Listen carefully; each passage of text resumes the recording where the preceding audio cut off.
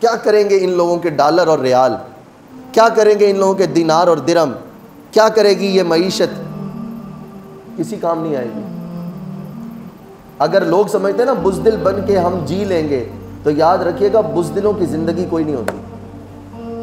کاش ہمارے حکمران کہتے ستم گر ادھر آ ہنر آزمائے، تو تیر آزما ہم جگر آزما۔ یہ باتیں اگر حکمرانوں میں ہوتی تو حکمرانوں کو دیکھ کے عوام میں آتی ہیں۔ حکمران تو وہ ہوتے ہیں جو یورپ کے اندر چلے جائیں تو ان کے مجسموں کے آگے تصویریں بنا کے فیس بک پہ لگا رہے ہوتے ہیں۔ جیسے وہ گدھا چلا جائے نا شہر، تو وہ شہر کے حالات دیکھ کر ہی اس کو سمجھ نہیں آ رہی ہوتی۔ وزیروں اور مشیروں کی حالتیں ان گدھوں جیسی ہو گئی ہیں،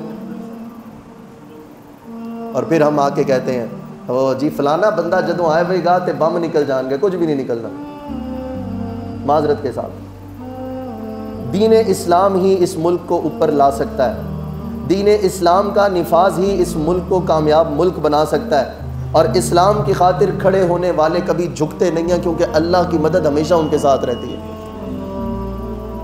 اگر ہم اب بھی بیدار نہیں ہیں اور ہم نے پھر نالے سولنگ پہ ووٹ دینے ہیں، روڈ بنانے پہ ووٹ دینے ہیں، اور اسلام کی بات ہی کوئی نہیں کرنی، تو پھر حکمرانوں سے تو گلہ شکوہ ہی کوئی نہیں۔ نہ کیا کرے حکمرانوں سے شکوہ، وہ فلانا حکمران آیا تھے انہیں برے حالات ہو گئے، نہیں، ان اللہ لا یغیر ما بقوم حتی یغیروا ما بانفسہم۔ اللہ اس قوم کی حالت نہیں بدلتا جو قوم اپنی حالت خود نہیں بدلتی۔ افسوس کی بات ہے، یہ لولے لنگڑے بیانات سے کام نہیں چلے گا۔ فلسطین کے اوپر دن رات بمباری ہو رہی ہے، دن رات بمباری کر رہا ہے اسرائیل، اور امریکہ کی یاریاں نصیب ہوں ان بدبخت حکمرانوں کو، اس نے مسلمانوں کو گاجر مولی کی طرح کاٹنے کے لیے بحری بیڑا بھی بھیج دیا ہے کہ اسرائیل کی مدد کرو اور فلسطین کے مسلمانوں کو گاجر اور مولی کی طرح کاٹو۔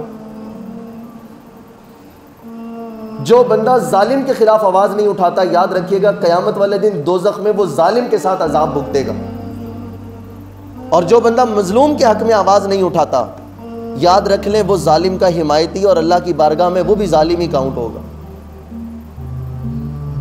ہمارے نوجوانوں کی تو تباہیاں اتر گئی ہیں، ان کو تو فکر ہے کہ ورلڈ کپ کے میچ دیکھ لیں، ان کو فکر ہے کہ ٹک ٹاک پہ ویڈیو ڈال لیں، ان کو فکر ہے کہ جناب مجھے اکثر دوست کہیں گے آپ تنقیدی گفتگو بڑی کرتے ہیں، بیدار کرنے والی گفتگو بڑی کرتے ہیں۔ میں نے کہا میٹھی میٹھی باتیں سنا کر تو ہم نے انہیں بزدل بنا دیا، اب کڑوی باتیں کریں گے تو کچھ شاید ہوش آ جائے۔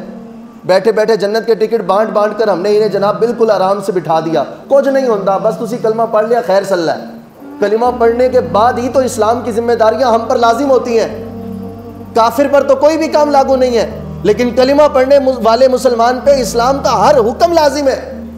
ہمیں تو چاہیے تھا ان مسلمانوں کو دلیر بنائیں، ہمیں چاہیے تھا ان مسلمانوں کو عظیم مجاہد بنائیں، اور جذبات اتنی بلندیوں پہ لے کر جائیں کہ جب یہ کسی مسلمان کو تکلیف میں دیکھیں تو ان کا دل مچل جائے،